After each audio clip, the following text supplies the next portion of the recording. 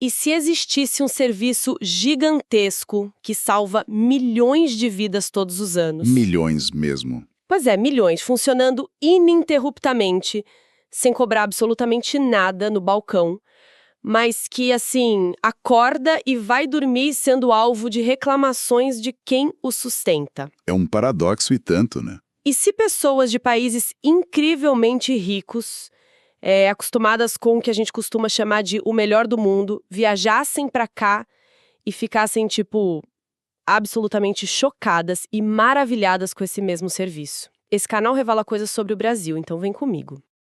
Essa dualidade é o ponto de partida perfeito para nossa investigação de hoje. Estamos diante de um fenômeno que confunde muitos sociólogos e economistas. Hoje, a nossa exploração mergulha na complexidade do Sistema Único de Saúde, o famoso e polêmico SUS. E olha, a gente reuniu uma pilha de fontes que parecem até falar de planetas diferentes. Com certeza. De um lado, temos vlogs no YouTube gravados por gringos, turistas e residentes da Rússia, dos Estados Unidos, da Dinamarca, da Nigéria, e eles relatam experiências que descrevem como quase mágicas. E do outro lado, a gente tem um dossiê super denso, acadêmico e implacável daquela revista médica respeitadíssima, a The Lancet, além de registros históricos bem detalhados sobre a formação da nossa saúde pública. Exato. A nossa missão hoje é tentar entender essa fratura de percepção, sabe? Porque os gringos amam algo que a própria população repudia com tanta frequência nas pesquisas de opinião. A resposta para isso não está só na infraestrutura dos hospitais. Ela exige que a gente observe o choque de expectativas. A visão de quem vem de fora atua como um espelho limpo. Uhum. Esses estrangeiros trazem na bagagem as falhas estruturais dos próprios países deles. Então, quando eles dão de cara com a forma como o Brasil lida com a saúde pública, o contraste revela conquistas que o cidadão brasileiro, no meio do caos diário, acaba nem vendo. Certo. Vamos desempacotar isso olhando primeiro pelas lentes de quem acabou de desembarcar. Porque as histórias dos vídeos são fascinantes. Tem um relato de uma família russa que ilustra isso perfeitamente. Ah, o caso da UPA. Esse mesmo. A filha pequena dele estava com febre há 4 dias, tossindo muito. Tipo, um quadro clássico de desespero para qualquer pai. Era fim de semana, as clínicas particulares da região estavam fechadas, então a única opção era uma UPA. E pelo que eles contam, eles foram esperando o pior, né? Nossa, totalmente. Eles leram na internet e se prepararam para um cenário de guerra. Levaram mochila com comida, garrafa de água, brinquedo, achando que iam passar a noite inteira largados num corredor. Uma preparação baseada na reputação digital do sistema, que costuma amplificar mesmo os casos de superlotação. Sim. Eles passaram pela triagem, pegaram a pulseira amarela e, de fato, esperaram umas 3 horas. Mas o choque absoluto deles aconteceu do lado de dentro do consultório. Quando o atendimento começou para valer. Exato. A criança não recebeu só uma olhadinha rápida e uma receita de papel. Ela foi examinada minuciosamente, o médico pediu um raio-x que foi feito ali mesmo. Depois, a enfermagem fez uma lavagem nasal na menina e já deu a primeira dose do remédio ali no local. Tudo integrado. E na hora de ir embora, custo 0. No vídeo, os pais russos contam que no país deles, o médico até faz visita em casa para a criança pequena, mas a consulta é super rápida e ele só dá a receita para a família se virar e comprar o remédio. Aqui, eles sentiram que o hospital assumiu a bronca até a criança estabilizar. Sabe, o que essa família russa experimentou na prática é o que a nossa literatura sanitarista chama de princípio da integralidade. Integralidade. Isso. O desenho original do SUS, principalmente na atenção de urgência, não foi pensado só para triar o paciente e transferir o problema para frente. A ideia é tentar esgotar os recursos diagnósticos e terapêuticos disponíveis ali naquela unidade. Juntar tudo num lugar só. Exatamente. A integração da consulta, o exame de imagem e a medicação no mesmo espaço, sem nenhuma barreira financeira, é uma anomalia global. Na maioria dos países, você faz cada etapa num lugar diferente, pagando coparticipação ou lidando com burocracia de reembolso que só traz o alívio do paciente. E essa diferença fica ainda mais gritante quando a gente olha para a turista dinamarquesa. A Dinamarca, tá sempre no topo do IDH mundial. Mas o desabafo dela viralizou porque ela disse com todas as letras que prefere 1000 vezes ser atendida numa UPA do Brasil do que num hospital europeu. É um relato forte vindo de onde ela vem. Muito forte. O ponto dela foi específico. Ela contou que na Europa, a menos que você chegue com o osso exposto ou algo catastroficamente visível, os médicos mal te examinam.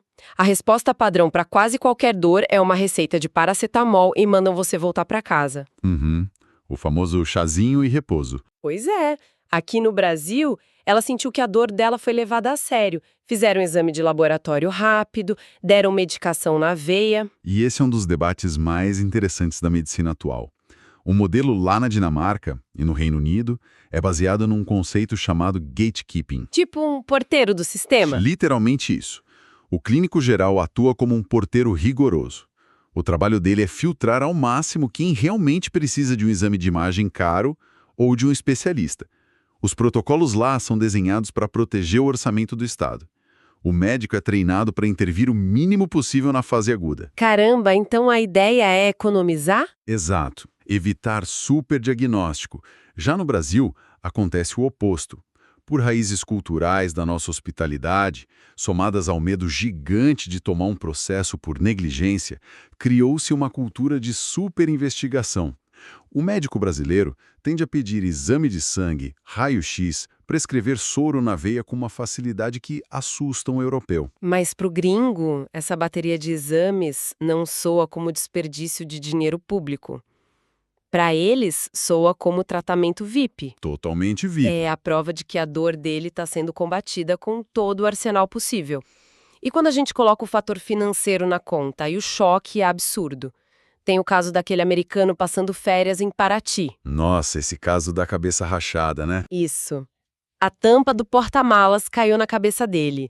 Muito sangue, pânico total. O SAMU foi acionado, ele foi para o hospital, ficou 6 horas internado, fez tomografia para descartar a hemorragia, levou ponto, tomou remédio e a conta final, que ele mostrou no vídeo sem acreditar, R$0. É inconcebível para o americano. O pessoal nos comentários estimou que um resgate de ambulância mais exame de imagem nos Estados Unidos custaria, brincando, uns $50 mil. Brincando. Nos Estados Unidos, a saúde opera numa lógica de mercado livre cruel, sem teto regulatório universal.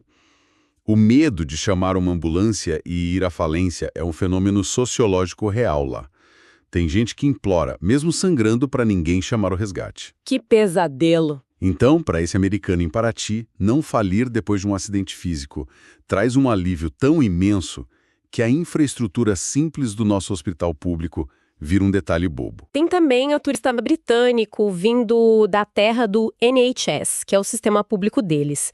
Ele precisou tomar uma vacina antirrábica aqui e relatou que o processo foi absurdamente ágil, lugar limpo e a enfermagem teve uma gentileza que ele chamou de astronômica. É muito elogio de fato. Pois é aqui que tudo muda, mas não é bem assim. Vocês acham que estamos falando de um paraíso sem defeitos? Definitivamente não é. Porque toda essa coleção de elogios internacionais que faz o sistema parecer uma utopia perfeita bate de frente no muro de concreto quando a gente lê o relatório da The Lancet e olha para as pesquisas internas. Se o SUS é esse sonho todo, por que o Datafolha registrou impressionantes 87% de reprovação entre a população? Uma discrepância enorme. Enorme. E, fazendo uma pausa rápida, se quem nos escuta quer conhecer o Brasil como em nenhum outro lugar, se inscreve aqui. Mas voltando aos números, o que está acontecendo nos bastidores de um sistema que atende tão bem o turista, mas frustra tão profundamente o cidadão comum? A chave para entender isso está no subfinanciamento e na história de como o SUS foi criado. O dossiê da The Lancet desmistifica bem a fundação da nossa saúde pública. Antes da Constituição de 1988, a saúde não era um direito universal no Brasil, era um direito trabalhista. Só quem tinha carteira assinada usava o IENAPS, né? Exato. Quem contribuía para a Previdência tinha hospital. O resto... Que era uma fatia gigantesca da população, tipo trabalhadores rurais e informais. Ficava num limbo absoluto. Se adoecessem, era contar com a caridade das santas casas ou pagar do próprio bolso. A Constituição mudou isso.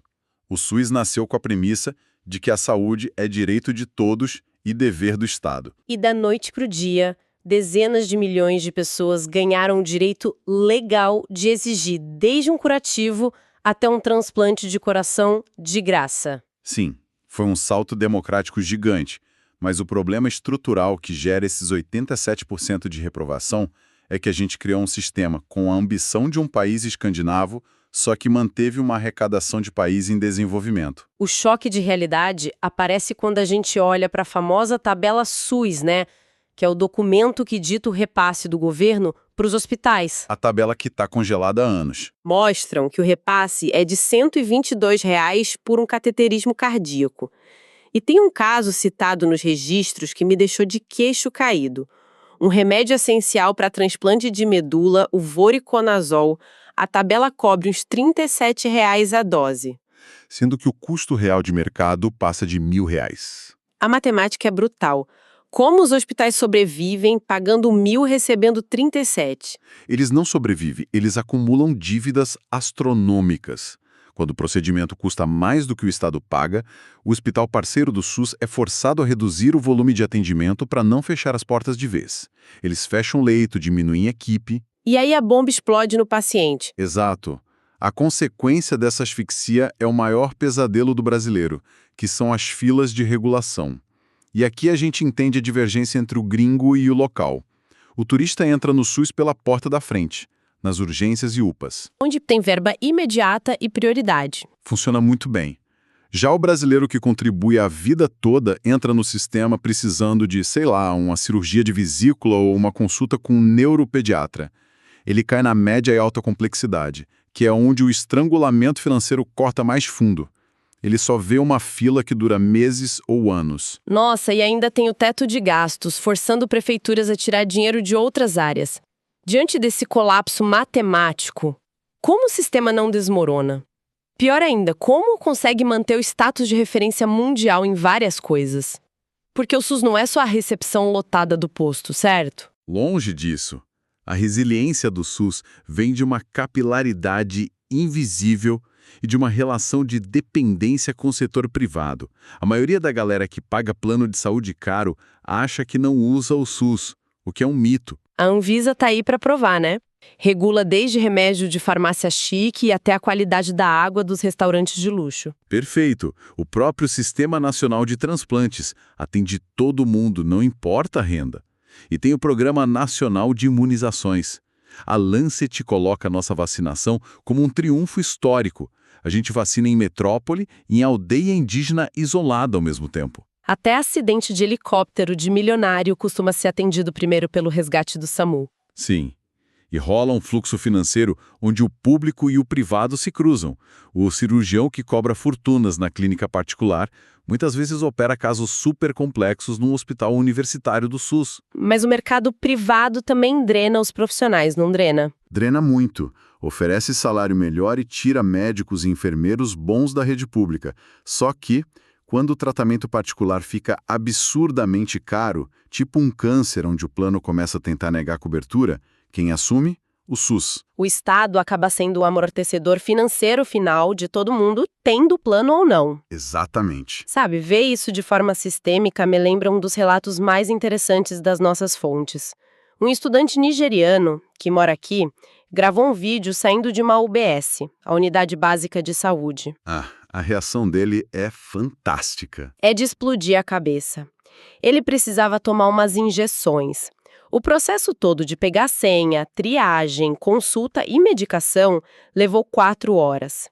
E ele contou que o clima na sala de espera estava péssimo. Todo mundo reclamando do governo e da lentidão. O que é o cenário padrão de uma UBS lotada. Sim, mas a reação íntima dele foi de pura celebração.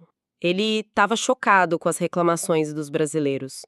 Ele disse que, na Nigéria, a lógica é fria. Tipo, se você não tem dinheiro vivo na mão, você volta para casa doente e lida com as consequências. A diferença de realidade é brutal. Demais. Para ele, esperar 4 horas para sair curado e com os remédios de graça na mochila era um privilégio gigantesco. Ele até se perguntava se as pessoas não viam que os funcionários atrás do balcão estavam ali exaustos, carregando o sistema nas costas. O relato dele ilustra a teoria das expectativas proporcionais. O brasileiro foi educado desde os anos 80 com a premissa de que saúde de alta qualidade é um direito inalienável, o que é uma vitória democrática linda. Com certeza. Então, quando ele chega na UBS e vê infiltração no teto e espera 4 horas, ele fica frustrado com toda a razão. O Estado está descumprindo a promessa.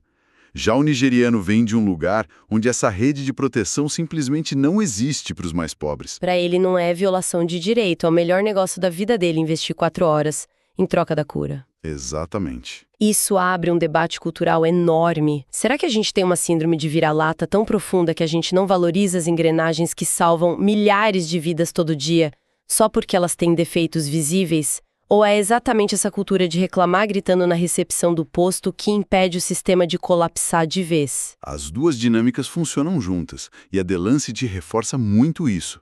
Essa cultura de reclamar forma o que a gente chama de controle social. Os conselhos que a população participa, certo? Isso, o SUS tem conselhos onde o cidadão tem voz e voto, por lei. A vigilância freia grandes retrocessos. Mas a nossa síndrome de vira-lata realmente mascara umas revoluções monumentais. Tipo a estratégia saúde da família, os agentes comunitários. Principalmente eles. O dossiê destaca muito isso. É um exército de agentes que são os olhos e ouvidos do sistema na casa das pessoas. Eles vão de porta em porta conferindo caderneta de vacinação, medindo pressão de idoso. Acompanhando o gestante. Essa abordagem preventiva mudou a demografia do país. Esse monitoramento domiciliar barato mapeia a doença antes dela chegar na emergência e reduziu a mortalidade infantil num nível que impressionou o mundo. Delegações gringas vêm para cá estudar isso direto. Vem sim. Para quem paga plano de saúde caro, o agente de saúde é invisível. Mas para milhões na periferia, ele é a diferença entre a vida e a morte. Nós começamos tentando entender um paradoxo. E acho que a gente tem um panorama muito rico agora. O SUS é, na essência, um milagre imperfeito. Ele nasceu dessa ambição utópica de abraçar todo mundo sem distinção. Hoje, vive sufocado financeiramente, lutando contra a tabela congelada e falta de leito. Apanhando no jornal todo santo dia. Pois é, mas ao mesmo tempo entrega uma rede de proteção universal que não existe nem na maior potência mundial, os Estados Unidos. Ironicamente, entrega um tratamento humano que os turistas europeus sentem falta em casa. E o olhar dos gringos é excelente para a gente recalibrar nossa perspectiva, sabe? Eles veem o acolhimento incondicional funcionando na forma mais pura. Entender os defeitos do financiamento ajuda a não romantizar, mas os vlogs nos ajudam a dimensionar o valor incalculável disso tudo. A gente enxerga o tamanho do castelo sem deixar de cobrar o conserto das goteiras. O Brasil pode ser uma maravilha que nem todos conseguem ver. E antes de encerrar, eu quero deixar uma semente para nossa audiência refletir. Manda. Se um sistema espremido por falta de verba histórica, que paga menos de R$130 por um cateterismo, já é capaz de realizar feitos que deixam cidadãos do primeiro mundo de queixo caído, imaginem um cenário diferente. Se esse sistema consegue resultados incríveis, competindo por médicos e dinheiro com o setor privado gigante, como seria a saúde se os recursos fossem unificados? Se a saúde deixasse de ser um negócio lucrativo e todos os investimentos fossem otimizados exclusivamente no SUS, será que o tratamento VIP dos gringos viraria a rotina normal de todo cidadão? Fica a reflexão. Até a próxima investigação.